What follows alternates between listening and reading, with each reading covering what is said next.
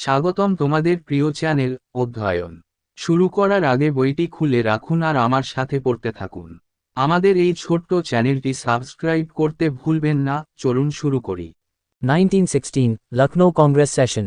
The Lucknow session of the Congress was an opportunity for the Home Rule Leaguers to present their strength. The Leaguers were urged to get themselves elected as Congress delegates and flood the Lucknow session. Tilak's League started a special train known as the Congress Special, or the Home Rule Special, to carry delegates from Western India to Lucknow, thus establishing a new Congress tradition. 1916 Lucknow Congress অধিবেশন। কংগ্রেসের লখনউ অধিবেশন home rule লীগদের জন্য তাদের শক্তি উপস্থাপনের একটি সুযোগ ছিল। লিগারদেরকে কংগ্রেসের প্রতিনিধি হিসেবে নির্বাচিত হওয়ার জন্য এবং লখনউ অধিবেশনে বন্যার আহ্বান জানানো হয়েছিল। তিলকের লীগ পশ্চিম ভারত থেকে লখনউতে প্রতিনিধিদের নিয়ে যাওয়ার জন্য কংগ্রেস স্পেশাল বা হোম রুল স্পেশাল নামে পরিচিত একটি বিশেষ ট্রেন চালু করে, এইভাবে একটি নতুন কংগ্রেস ঐতিহ্য প্রতিষ্ঠা করে। Reunion of moderates and extremists. The Lucknow session marked the reunion of the moderate and the extremist parties after the Surat split in 1907. Congress President Ambika Charan Mazumdar extended a warm welcome to the extremists. In his address, he stated, "Both the wings of the Indian National Party have come to realize the fact that united they stand, but divided they fall, and brothers have at last met brothers." Moderate এবং চরমপন্থীদের পুনর্মিলন। লখনউ অধিবেশন 1907 সালে সুরাট বিভক্তির পরে মধ্যপন্থী এবং চরমপন্থী দলগুলির পুনর্মিলনকে চিহ্নিত করেছিল। কংগ্রেস সভাপতি অম্বিকা চরণ মজুমদার চরমপন্থীদের উষ্ণ অভ্যর্থনা জানান। তার ভাষণে তিনি বলেছিলেন, ভারতীয় জাতীয় পার্টির উভয় শাখাই এই সত্যটি উপলব্ধি করতে পেরেছে যে তারা ঐক্যবদ্ধ হয়ে দাঁড়িয়েছে, কিন্তু বিভক্ত হয়ে পড়েছে এবং ভাইরা শেষ পর্যন্ত ভাইদের সাথে দেখা করেছে। Congress League Pact. It is also known as the Lucknow Pact. It was a pact signed between the Congress and the Muslim League. It was made possible with the joint efforts of Tilak and Annie Besant, much against the wishes of important leaders like Madan Mohan Malviya. Congress League চুক্তি, এটি লখনউ চুক্তি নামেও পরিচিত, এটি ছিল কংগ্রেস এবং মুসলিম লীগের মধ্যে স্বাক্ষরিত একটি চুক্তি। মদন মোহন মালভিয়ার মতো গুরুত্বপূর্ণ নেতাদের ইচ্ছার বিরুদ্ধে তিলক এবং অ্যানি বেসান্তের যৌথ প্রচেষ্টায় এটি সম্ভব হয়েছিল। Under the pact, the Congress accepted the controversial provision of separate electorates for the Muslims. The parties also jointly came up with the Congress League scheme and the 19 Memorandum. When Tilak was accused of yielding too much to the Muslim demands, he answered, "When we have to fight against a third party, it is very important that we stand on this platform united, united in race, united in religion, united as regards all different shades of political creed." Considering that such a response came from an orthodox Hindu leader and writer of ancient religious texts, the opposition gradually faded away. Refer to special note on Lucknow Pact at the end of the chapter. চুক্তির অধীনে কংগ্রেস মুসলমানদের জন্য পৃথক নির্বাচক মণ্ডলীর বিতর্কিত বিধান মেনে নেয়। দলগুলি যৌথভাবে কংগ্রেস লীগ স্কিম এবং 19 মেমোরেন্ডাম নিয়ে এসেছিল। যখন তিলকের বিরুদ্ধে মুসলমানদের দাবির প্রতি অত্যধিক আত্মসমর্পণ করার জন্য অভিযুক্ত করা হয়েছিল, তখন তিনি উত্তর দিয়েছিলেন, যখন আমাদের তৃতীয় পক্ষের বিরুদ্ধে লড়াই করতে হবে, তখন আমাদের এই মঞ্চে ঐক্যবদ্ধ, জাতিতে ঐক্যবদ্ধ, ধর্মে ঐক্যবদ্ধ, ঐক্যবদ্ধ হওয়া অত্যন্ত গুরুত্বপূর্ণ। সব রাজনৈতিক ধর্মের বিভিন্ন ছায়াগো। একজন গোঁড়া হিন্দু নেতা এবং প্রাচীন ধর্মীয় গ্রন্থের লেখকের কাছ থেকে এই ধরনের প্রতিক্রিয়া এসেছে তা বিবেচনা করে, বিরোধিতা ধীরে ধীরে ম্লান হয়ে যায়। অধ্যায়ের শেষে লক্ষ্য চুক্তির উপর বিশেষ নোট পড়ুন। Tilak's demand for Congress Working Committee turned down at the Lucknow Congress. Tilak had made a significant demand for the formation of Congress Working Committee, to be responsible for carrying out day-to-day work and for implementing Congress resolutions with the objective of giving Congress the machinery to carry out continuous political activity for sustained agitations. This demand was turned down by the moderates. Congress working কমিটির জন্য তিলকের দাবি প্রত্যাখ্যান। লখনউ কংগ্রেসে তিলক Congress working committee গঠনের জন্য একটি গুরুত্বপূর্ণ দাবি করেছিলেন, প্রতিদিনের কাজ চালানোর জন্য এবং কংগ্রেসকে দেওয়ার লক্ষ্যে কংগ্রেসের প্রস্তাবগুলি বাস্তবায়নের জন্য দায়ী ছিলেন। টেকসই আন্দোলনের জন্য ক্রমাগত রাজনৈতিক কার্যকলাপ চালানোর জন্য যন্ত্রপাতি। এই দাবি মডারেটরা প্রত্যাখ্যান করেছে। Joint meeting of the Home Rule Leagues. After the Congress session ended, a joint meeting of the two leagues was held under the same canopy. Tilak and Annie Besant addressed a gathering of more than 1,000 delegates. Home rule লীগের যৌথ সভা কংগ্রেস অধিবেশন শেষ হওয়ার পর একই ছাউনির নিচে দুই লীগের যৌথ সভা অনুষ্ঠিত হয়। তিলক এবং অ্যানি বেসান্ত 1,000-টিরও বেশি প্রতিনিধিদের সমাবেশে ভাষণ দেন। Government repression fires back. Soon the government decided to take action against the movement. The Madras government came up with the harshest measures and banned students from attending political meetings. In June 1917, Besant, Arundale and B.P. Wadia were arrested, attracting nationwide protests. সরকারি দমনপীড়ন পাল্টা। এরপরই সরকার আন্দোলনের বিরুদ্ধে ব্যবস্থা নেওয়ার সিদ্ধান্ত নেয়। মাদ্রাজ সরকার কঠোরতম ব্যবস্থা নিয়ে এসেছিল এবং ছাত্রদের রাজনৈতিক মিটিংয়ে যোগদান নিষিদ্ধ করেছিল। 1917 সালের জুন মাসে বেসান্ত, অরুন্ডেল এবং বিপি ওয়াদিয়াকে গ্রেফতার করা হয়, যা দেশব্যাপী প্রতিবাদকে আকর্ষণ করে। Angered by the arrests, Sir S.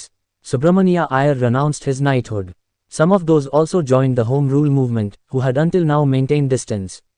Most prominent among them were Jinnah, Surendranath Banerjee and Madan Mohan Malviya. Thus, once again, government efforts to silence the nationalist efforts gave further fillip to the movement as people's participation intensified. গ্রেপ্তারের কারণে ক্ষুব্ধ হয়ে sir S.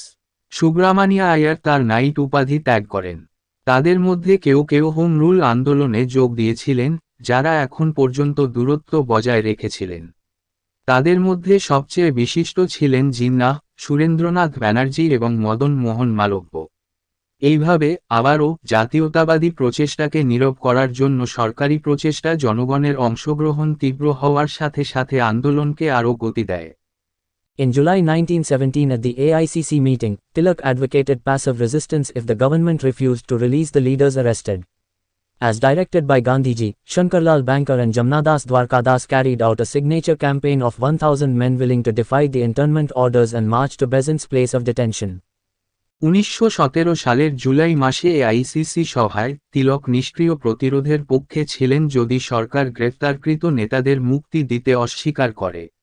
গান্ধীজির নির্দেশ অনুসারে শঙ্করলাল ব্যাংকার এবং জামনাদাস দ্বারকাদাস 1,000 জনের একটি স্বাক্ষর প্রচার চালান যা বন্দিশালার আদেশ অমান্য করতে এবং বেসান্তের আটক স্থানের দিকে যাত্রা করতে ইচ্ছুক।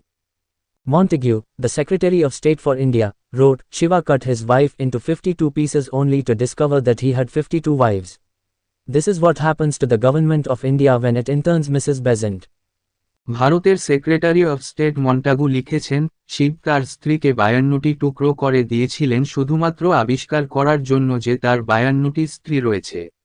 ভারত সরকার যখন মিসেস বেসান্টকে ইন্টার্ন করে তখন এটি ঘটে। Government adopts a soft line and Montagu Declaration.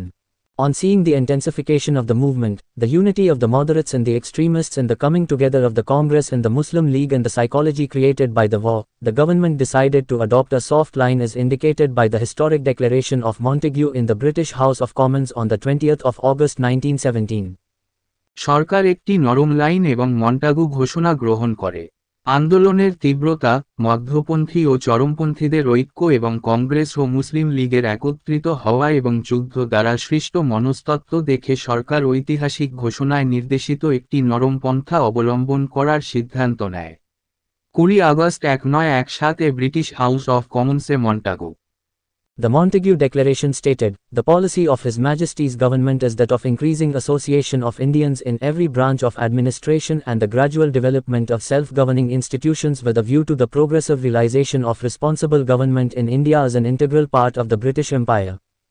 Montagu ঘোষণায় বলা হয়েছে, মহারাজের সরকারের নীতি প্রশাসনের প্রতিটি শাখায় ভারতীয়দের যোগসাজশ বাড়ানো এবং ভারতে দায়িত্বশীল সরকারের প্রগতিশীল উপলব্ধির লক্ষ্যে স্বশাসিত প্রতিষ্ঠানগুলির ক্রমান্বয়ে বিকাশ।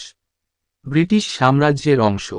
Now compare the statement by Montagu with that of Morley given in 1909 when he had categorically stated that the constitutional reforms of 1909 were not meant to lead to self-government in India. Montagu Declaration was a definite advance over the stand taken in 1909 with the net effect that now the demand for self-government or home rule could no longer be treated as seditious.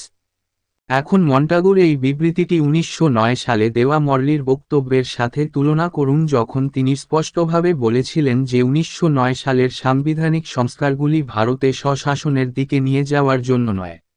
Montagu ঘোষণাটি 1909 সালে গৃহীত অবস্থানের উপর একটি সুনির্দিষ্ট অগ্রগতি ছিল যার net প্রভাব ছিল যে এখন স্বসরকার বা হোম শাসনের দাবিকে আর রাষ্ট্রদ্রোহী হিসাবে বিবেচনা করা যাবে না। However, this does not mean that the British were going to grant self-government anytime soon. An accompanying part of the statement also mentioned that the nature and timing of reforms would be decided by the government alone. Thus, Montagu kept enough room for continuous postponement of Home Rule in any true sense for the Indians. যাই হোক, এর অর্থ এই নয় যে ব্রিটিশরা শীঘ্রই যে কোনো সময় স্বশাসন মঞ্জুর করতে চলেছে। বিবৃতির একটি সহগামী অংশ উল্লেখ করেছে যে সংস্কারের প্রকৃতি এবং সময় সরকার একাই সিদ্ধান্ত নেবে। এইভাবে, মন্টাগু ভারতীয়দের জন্য যে কোনো সত্যিকার অর্থে হোম শাসন ক্রমাগত স্থগিত করার জন্য যথেষ্ট জায়গা রেখেছিলেন। In September 1917, Annie Besant, now at the height of her popularity, was released as a consequence to the change in attitude of the government. In December 1917 Congress session, Besant was elected president on Tilak's insistence. 1917 সালের সেপ্টেম্বরে Annie Besant, এখন তার জনপ্রিয়তার শীর্ষে, সরকারের মনোভাবের পরিবর্তনের ফলে মুক্তি পান। 1917 সালের ডিসেম্বরে কংগ্রেস অধিবেশনে তিলকের পীড়াপিড়িতে বেসান্ত রাষ্ট্রপতি নির্বাচিত হন। Decline of Home Rule movement. During 1918, the Home Rule movement gradually petered out. Several factors were responsible for the decline. The moderates lost interest in the movement as they had again been distracted with the bait of fresh reforms. Home rule আন্দোলনের পতন। 1918 সালে home rule আন্দোলন ধীরে ধীরে Peter out হয়ে যায়। পতনের জন্য বেশ কয়েকটি কারণ দায়ী ছিল। মডারেটরা আন্দোলনে আগ্রহ হারিয়ে ফেলে কারণ তারা আবার নতুন সংস্কারের টোপ দিয়ে বিভ্রান্ত হয়েছিল। They also felt intimidated by the increasing talk of civil disobedience among the League leaders. In July 1918, the reform scheme was published which further divided the nationalists whole. Some wanted to reject them, others wanted to give them a try. League নেতাদের মধ্যে আইন অমান্যের ক্রমবর্ধমান কথাবার্তায় তারা আতঙ্কিত বোধ করেছিল। 1918 সালের জুলাই মাসে, সংস্কার স্কিম প্রকাশিত হয়েছিল যা জাতীয়তাবাদীদের আরও বিভক্ত করেছিল, কেউ কেউ তাদের প্রত্যাখ্যান করতে চেয়েছিল, অন্যরা তাদের চেষ্টা করতে চেয়েছিল। Annie Besant herself could not take a definite stand and remained inconsistent on both the issue of reforms as well as the issue of civil disobedience. Tilak was consistent in his stand and considered the reforms unworthy, but there was little he could do given the change in attitude of the moderates and Besant's indecisiveness. Annie Besant নিজেও একটি সুনির্দিষ্ট অবস্থান নিতে পারেননি এবং উভয় বিষয়েই অসঙ্গতিপূর্ণ ছিলেন সংস্কারের ইস্যু এবং আইন অমান্যের ইস্যুতে। তিলক তার অবস্থানে অবিচল ছিলেন এবং সংস্কারগুলিকে অযোগ্য বলে মনে করেছিলেন, কিন্তু মডারেটদের মনোভাবের পরিবর্তন এবং বেসান্টের সিদ্ধান্তহীনতার কারণে তিনি তেমন কিছু করতে পারেননি। Tilak himself left for England at the end of 1918 in matter of a libel case he had filed against Valentine Chirol, the author of Indian Unrest. In this way, the movement was essentially left leaderless. ভারতীয় অস্থিরতা এর লেখক Valentine চিরলের বিরুদ্ধে মানহানির মামলার বিষয়ে তিলক নিজেই 1918 সালের শেষের দিকে ইংল্যান্ডে চলে যান। এভাবে আন্দোলন মূলত নেতৃত্বহীন হয়ে পড়ে। In 1920, All India Home Rule League elected Mahatma Gandhi as its president, last president of the league. Within a year, it was merged with the Inc. In 1921, the league changed its name to Swaraj Sabha. 1920 সালে সর্বভারতীয় home rule League Mahatma গান্ধীকে তার সভাপতি, লীগের শেষ সভাপতি, নির্বাচিত করে। এক বছরের মধ্যে এটি আইএনসি-র সাথে একীভূত হয়। 1921 সালে লীগ তার নাম পরিবর্তন করে স্বরাজ্য সভা রাখে। এখানেই এই ভিডিওটি শেষ করলাম। পরবর্তী ভিডিওতে আমরা বাকিটা পড়ব।